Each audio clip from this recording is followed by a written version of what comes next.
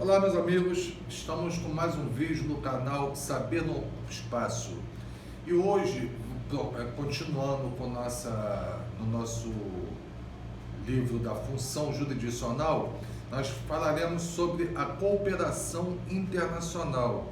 Ela está disposta no capítulo 2 da função jurisdicional e compreendido pelos artigos 26 ao 36 do nosso Código de Processo Civil. A cooperação internacional, ela ganhou destaque nesse novo código, um capítulo somente para ela, em razão da intenção do processo em cooperar com a globalização cada vez maior existente nos dias atuais, no nosso mundo, cada vez mais crescente, para poder facilitar as relações econômicas, comercial, social e jurídica, perfeito? Aquele negócio de um coleguinha ajudar outro coleguinha quando tem algum problema para poder ser resolvido na casa de outro. Sem dúvida, essa matéria ela está inserida no direito internacional. Os estados possuem, quando a gente fala estado, gente, são países, tá? Eles possuem nos seus tratados mecanismos para poder viabilizar essa cooperação internacional sem que se limite à própria jurisdição. Eles possuem tratados entre eles para poder fazer um intercâmbio jurídico para poder auxiliar um Estado membro desse tratado nos casos que se faça necessária a cooperação de outros. Ou seja, eles possuem nesses tratados mecanismos processuais entre os seus entes, entre aqueles que são participantes dos tratados e convenções, para que seja viabilizado essa cooperação e não limite o Estado à sua própria jurisdição. A cooperação internacional, ela por regra, ela ocorrerá os países nos quais o Brasil possui tratados. Essa é a regra. Só que existe também a exceção que pode acontecer nos casos da reciprocidade. Nós vamos falar sobre isso um pouquinho mais à frente. Porém, a cooperação internacional ela não ocorrerá quando não estiver de acordo com a legislação brasileira, nossa legislação. Quando alguma norma processual, jurídica, for em desacordo com o nosso ordenamento jurídico, com o ordenamento jurídico brasileiro. Principalmente em relação às nossas leis fundamentais. Aquelas constantes do nosso livro primeiro do Código, que nós já falamos sobre isso em outras ocasiões, sobre os princípios fundamentais dos direitos, que são, na realidade, princípios no seu limiar, princípios constitucionais e fundamentais do Código de Processo Civil. Nesses casos, não poderá haver a cooperação internacional entre entes, ainda que esses possuam tratados.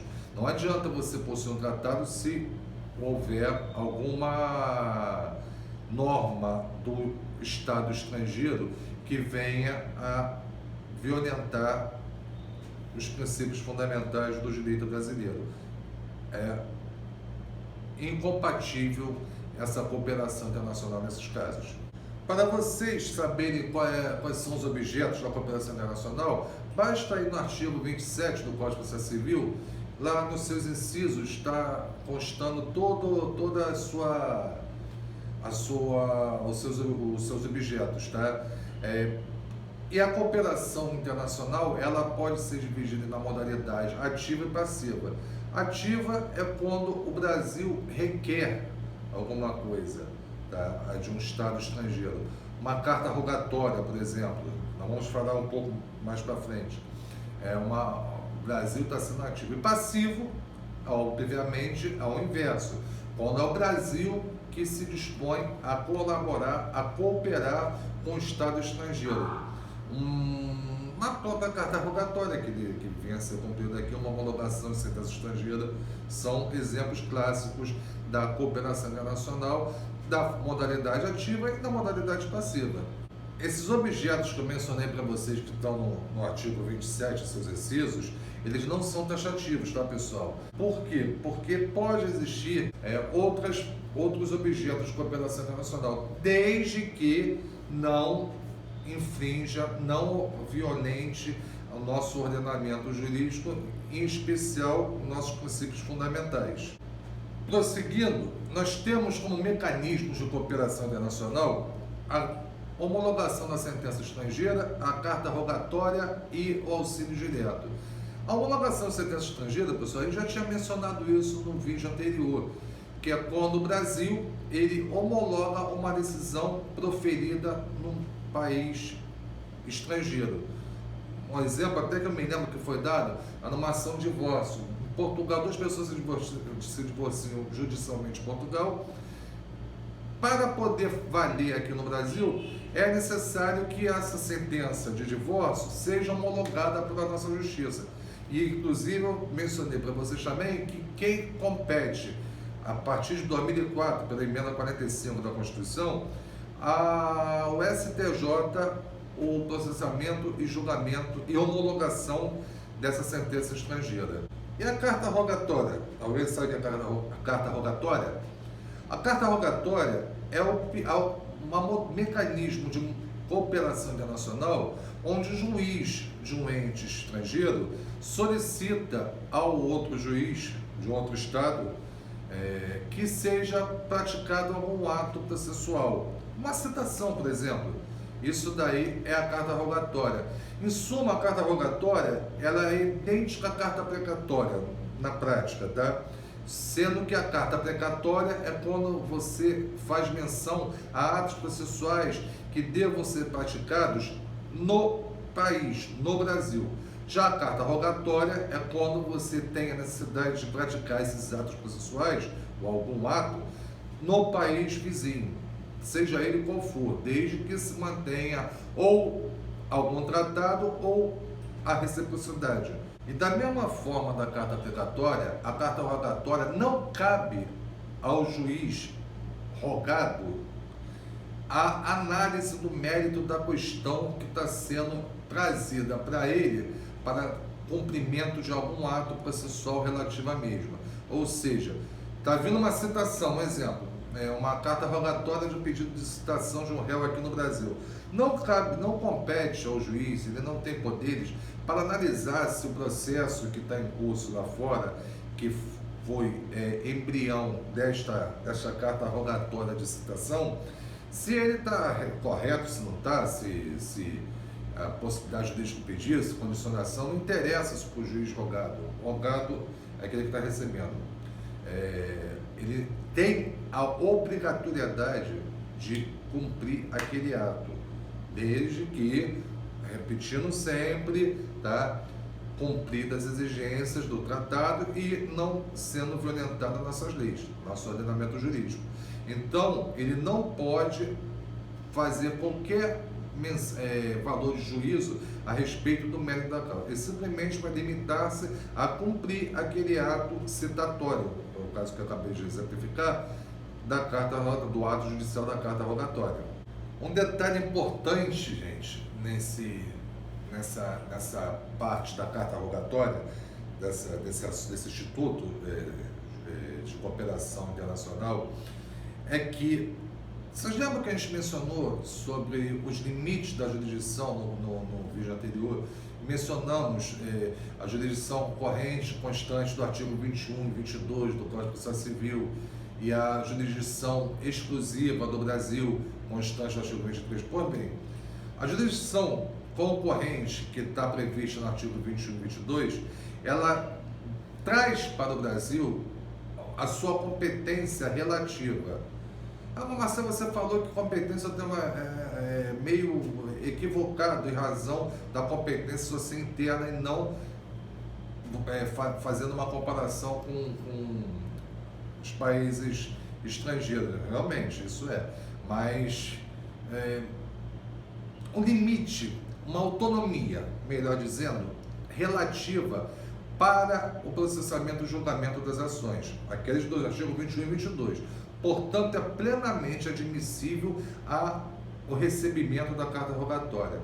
Contudo, pessoal, nos casos previstos no artigo 23, ou seja, aqueles que são de autonomia, soberania exclusiva da justiça brasileira para processar e julgar aquelas ações, nesses casos, a carta rogatória não pode ter validade jurídica para a nossa legislação. Por quê? Porque nesse caso do artigo 23, a competência da jurisdição do Brasil é absoluta, não relativa. A relativa é aquela que eu mostrei para vocês no 21 e 22, onde tanto fazia o autor desejar pleitear a ação, propor ação no Brasil como no país onde tenha ocorrido o fato, e absoluta a obrigatoriedade dessa ação correr pelo Brasil. Então, a rogatória só seria possível de ser realizada e juridicamente perfeita o seu trâmite, a sua plausibilidade nos artigos 21 e 22. Tanto a homologação da sentença estrangeira como a carta rogatória, elas são meios já tradicionais de cooperação internacional. E elas têm que submeter ao juízo de delibação. O que é juízo de delibação, pessoal? É análise dos requisitos formais da decisão estrangeira para que seja, sem entrar no mérito da causa, sempre lembrando isso, não se entra no mérito da causa, para que se verifique se está tudo dentro daquilo que determina a nossa legislação para aceitar essa cooperação, para que possa ter o prosseguimento no seu trâmite, na sua regular caminhada processual. Esse juízo de deliberação atualmente é feito pelo nosso STJ, como dispõe o artigo 105 da Constituição Federal. Cumpridos esses requisitos formais, como a tradução juramentada e analisado os materiais, como respeito à ordem pública, aos costumes, à soberania, esses atos alusivos à carta rogatória, eles serão cumpridos pela Justiça Federal respectiva do local onde deva ser cumprido, a comarca que deva ser cumprida, como determina o artigo 109 da Constituição Federal. Pessoal, olha só, eu já falei para vocês isso daí algumas vezes, tá? Quando a gente for ver esses vídeos, quando a gente for estudar direito, quando a gente for estudar processo civil, é sempre bom termos em mãos o Código de Processo Civil e, se possível, também a Constituição, porque, como vocês viram no capítulo 1, no livro 1, o nosso Código de Processo Civil ele absorveu totalmente as normas processuais constitucionais. Então, muitas vezes vocês vão ver que a Constituição ela dispõe sobre assuntos que o próprio Código está abordando. E aí é bom vocês terem a Constituição para poder dar uma olhadinha no que dispõe o artigo na sua íntegra. Apesar de eu colocar, se vocês observarem nossos vídeos, sempre tem lá embaixo os artigos pertinentes àquilo que a gente está falando. Aqueles artigos que estão ali não estão de enfeite não, tá, pessoal? Ali é para poder chegar lá, deixa eu ver o que está escrito aqui nesse artigo.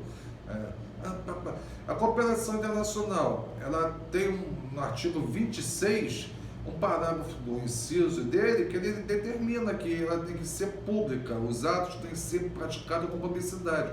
Mas ela fala também, salvo o quê? Os casos de sigilo de justiça. Aí vocês vão observar aqui embaixo, vai estar vendo lá, artigo 189 do Código de Processo Civil. Vai lá, dá uma olhadinha, dá uma lida no que está escrito no artigo 189, vê o que ele dispõe. Já o último mecanismo, a última modalidade da cooperação internacional, ela é pelo auxílio direto, que está disposto no artigo 30 do nosso Código de Processo Civil. Esse auxílio direto, ele diferencia da homologação da sentença estrangeira e da carta rogatória no sentido de que ele não precisa se submeter ao juízo de delibação. A diferença primordial é isso.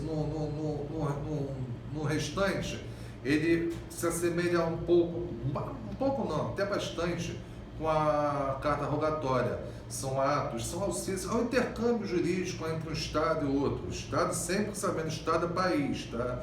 Nós utilizamos a terminologia Estado em razão da terminologia utilizada pelo direito internacional. Então, a diferenciação basicamente está aí, na inexistência de obrigatoriedade da submissão ao juízo de derivação. Se vocês observarem no artigo 26, no inciso 4, ele dispõe ali que existirá uma autoridade central para a recepção e a transmissão desses pedidos de cooperação internacional. E, de acordo com o que dispõe o parágrafo 4º do próprio artigo 26, essa autoridade central será, em regra, o próprio Ministério da Justiça. Por que eu falei em regra? Porque existe possibilidade de serem criados ou encaminhados para outro órgão para receber e transmitir esses pedidos de cooperação internacional. Quer ver um exemplo? A Secretaria de Direitos Humanos da Presidência da República. Ela é a competente, ela é o órgão designado como autoridade central nos casos para serem gerenciados acordos internacionais a respeito da criança e do adolescente. Em outras palavras, para poder ter um entendimento mais fácil, a autoridade central era basicamente tipo uma central de logística para evitar que existam erros de transmissão do pedido da cooperação internacional estrangeira, cooperação num ente, de um país, de um Estado estrangeiro, tá? Para poder ser cumprida qualquer ato que seja necessário aqui no Brasil. E também para poder verificar se estão preenchidos todos os requisitos que a nossa legislação determina, como também evitar que o Brasil ele se comprometa nessa cooperação internacional em casos onde está sendo ferida a nossa legislação. Então ela faz um tipo de matriagem, ela olha, vê se está tudo direitinho, se todos os requisitos estão preenchidos, se não está violando nenhuma legislação, nenhuma norma jurídica brasileira, e a partir daí ela encaminha para quem de direito for para ser cumprido esse ato processual. No caso, uma sentença estrangeira, uma levação estrangeira, o STJ. No caso de uma... Na realidade, o STJ, nesse caso, você não passa pelo Ministério da Justiça, você não passa por essa central de derivação no momento da interposição, porque quem interpõe... Aí já vamos um pouquinho para trás que eu falei isso. Quem interpõe, na realidade, a diferenciação, vamos botar a diferenciação da carta rogatória para homologação de sentença estrangeira. Quem interpõe esse processo de homologação de sentença estrangeira aqui no Brasil é você. Você vai... duas pessoas se divorciam lá fora. Uma delas ou ambas necessitam que esse divórcio tenha validade no Brasil. O que é que você vai fazer? Ele vai procurar um advogado procurando você. Você é advogado. Essas duas pessoas sentaram, ou uma delas... Eu preciso disso que eu acabei de falar. Então você vai pegar e ingressar com esse pedido de homologação de sentença estrangeira junto ao STJ. Já a carta rogatória, não, já a carta rogatória ela vem direto. Você não participa, o advogado não participa desse trâmite da carta rogatória. Ela já vem direto, é igualzinho a carta precatória, tá? Ela já vem direto do país estrangeiro, do Estado estrangeiro, para cá. A homologação estrangeira, depois que você distribui junto ao STJ esse pedido, aí sim vamos para o juízo de derivação. Mas, no caso da carta rogatória, ela já vai direto desde o momento que venha aqui para o Brasil. Em suma, pessoal, todos os pedidos de cooperação internacional, eles têm que ser obrigatoriamente remetidos para a autoridade central. Daí, observando os requisitos e a ordem pública e nossas legislações pátricas, é dado prosseguimento, regular prosseguimento na caminhada desse ato processual. Já a cooperação internacional por reciprocidade, ela é feita também nesse intercâmbio jurídico globalizado, para poder auxiliar um Estado ou outro. Um exemplo muito clássico disso é o exemplo dessa Operação Lava Jato, onde vocês devem ter acompanhado através dos jornais a repatriação de dinheiro depositado em algum país lá fora, oriundo de corrupção, onde o país estrangeiro, por reciprocidade, não importando se existe tratado ou não, aí é uma reciprocidade, ele autorizou a quebra de sigilo bancário, aqueles trâmites todos, e a repatriação desse dinheiro que foi fruto de um ato ilícito. Essa é a reciprocidade que deve existir em todos os países do mundo, para poder facilitar, em razão da globalização cada vez maior, facilitar cada vez mais aquele um coleguinha ajudando outro coleguinha, todo mundo no braço só, para podermos ter sempre o objetivo comum alcançado, que é o cumprimento das normas jurídicas. Contudo, pessoal, existe como sempre, uma exceção à regra no direito. Não existe reciprocidade é ótimo, não existe reciprocidade nos casos de homologação de sentença estrangeira. Por que não existe? Vai lá no parágrafo 2º do artigo 26, vocês vão ver. Porque não há a obrigatoriedade do país que teve essa decisão judicial, essa sentença judicial, que será homologada no Brasil, não existe a necessidade desse país homologar também uma sentença judicial prolatada no Brasil, que tenha que ser validada nele. Não existe essa obrigatoriedade de um com o outro. Então, não existe o critério da reciprocidade nos casos de homologação de sentença estrangeira. Querem ver um exemplo de reciprocidade bastante bacana e muito recorrente? É nos casos da lei de tradição aqui no Brasil, da lei 6.815 de 80, onde analisa, verifica, define a situação do estrangeiro aqui no Brasil. Esse é um caso clássico, quem tiver curiosidade, aconselho, que é sempre bom saber, não ocupa espaço, não se esqueçam, dá uma olhadinha que vocês vão ver que é bastante aplicável esse critério de reciprocidade da cooperação internacional nessa Lei 6.815 de 1980. Pessoal, devia acabar por aqui, mas eu vou ser obrigado, lamentavelmente, mais uma vez, a tecer uma crítica a esse nosso novo Código de Processo Civil. Por que isso? Porque ele designou uma sessão inteira, tudo bem que são só 5 artigos, do 37 ao 41, mas ele designou uma sessão inteira somente para as disposições comuns da sessão anterior.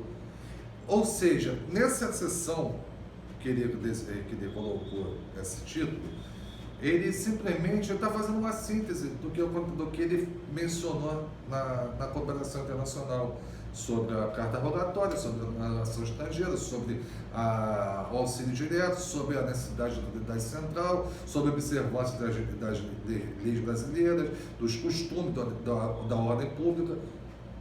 Para que você dedicar uma sessão, 5 artigos, para fazer uma síntese de uma coisa que você já colocou? É uma síntese doutrinária? Não nem chega a ser doutrinária, tá? Mas aquilo que eu já falei com vocês, esse código ele teve muita mudança, tá? Muita mudança até radical, tá? Muita coisa que não existia no Código 73. Houve avanços, não podemos deixar de observar isso, só que também tem muita coisa aí que, sinceramente, até a sineta do celular apitou para parar de falar. Tem muita coisa ali que não tinha necessidade alguma de estar. Até porque, repito, código a código, doutrina a doutrina. resumo é de estudante, está fazendo resumo na faculdade, então não é para estar no código, você se viu. Pessoal, por hoje aí é só. Nós dissecamos cooperação internacional. Nós vamos no próximo vídeo falarmos sobre competência interna. Aí sim, competência. Aí a terminologia correta é essa, competência interna. Vamos começar a falar sobre o que está dentro ainda da função jurisdicional. E vamos hoje, já sei que vocês estão com saudade, de aquele nosso quadro Curiosidades Históricas do Direito Brasileiro. E hoje abordaremos mais um grande jurista, mais um grande herói de verdade do nosso país, chamado Antônio Bento. Antônio Bento de Souza e Castro. Antônio Bento, ele nasceu em 1843 em São Paulo, na rua Líbero Badaró, né? E ele nasceu numa família bem rica mesmo. E ele ingressou na faculdade de Direito, da onde? Do Largo de São Francisco. Eu já falei para vocês, se eu fosse vocês, até por curiosidade só, eu tentaria procurar a importância que a Faculdade de Direito do Largo de São Francisco, em São Paulo, teve para o Brasil. Em várias épocas, vários episódios, vários momentos da nossa história. É muito interessante. E ele cursou Direito de 1864 a 1868. 1864, 1868. O Antônio Bento, apesar de ser monarquista convicto, ele era muito abolicionista também, com a mesma convicção, da mesma forma, tá? E ele, depois de formado, ele liderou um grupo que ele criou, os Caifazes, e ele começou a libertar na marra, tá? À força, os escravos das fazendas de São Paulo. E adivinha por onde ele começou? Nas fazendas do pai e do irmão. Mas isso, gente, olha só, por que ele tomou essa atitude? Da marra é errado? Utilizar a força é errado? É. Mas me diz uma coisa, qual o termo que vocês utilizariam para, nessas fazendas lá de São Paulo, não só do pai e do irmão dele, viverem como escravos negros que chegaram de fora do Brasil depois de 1831. Lembra que eu já falei no caso daquele quadro do Luiz da Gama, que existia uma lei de 1831, que foi depois apelidada Lei para Inglês Ver, na qual o Brasil estava proibido o tráfico de escravos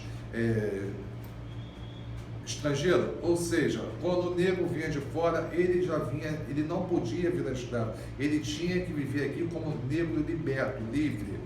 E existia muito desses negros nessa condição trabalhando como escravos nessas fazendas de São Paulo. Qual é o nome que vocês vão poder usar? Qual o adjetivo que vocês vão usar para isso também?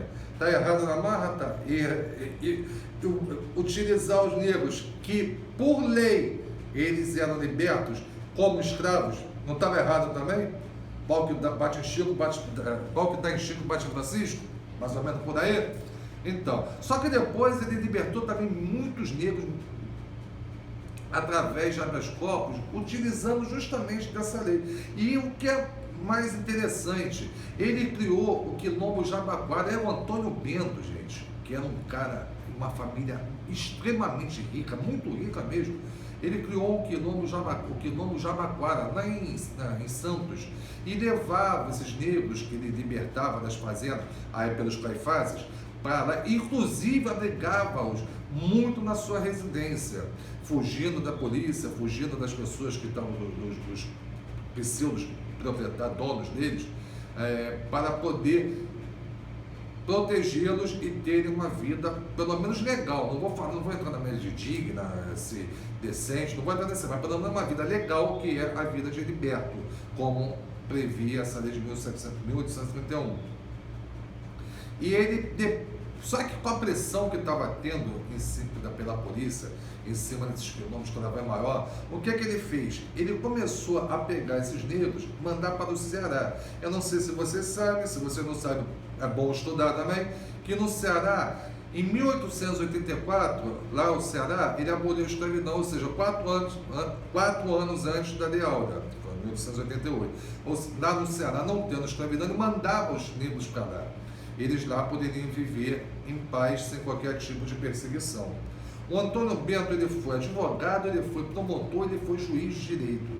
Ele morreu em 1898, 11 de novembro de 1898, mas deixou um grande exemplo a ser. Ele chegou, pessoal, a ter mais de 1.000 escravos nesse quilombo de Jabaquara. E na realidade, um verdadeiro herói brasileiro que, para nossa alegria e felicidade, era também um jurista, um advogado, formado em direito. E está dentro da nossa órbita jurídica, dentro da nossa história do direito e, automaticamente, dentro desse quadro que nós temos nesse nosso canal, para poder homenagear aqueles que foram grandes nomes, grandes baluartes nosso direito nacional. Então, é sempre bom prestar uma homenagem àqueles que fazem juiz. Falou? Pessoal, por hoje é só. Então, aquele pedido de sempre para a gente continuar com esses videozinhos aqui, se inscrevendo, dando uma curtida, compartilhando, tocando o sininho para poder receber notificações de novos vídeos. E até a próxima com mais um vídeo no canal Saber Não Ocupa Espaço. Um abraço, tchau!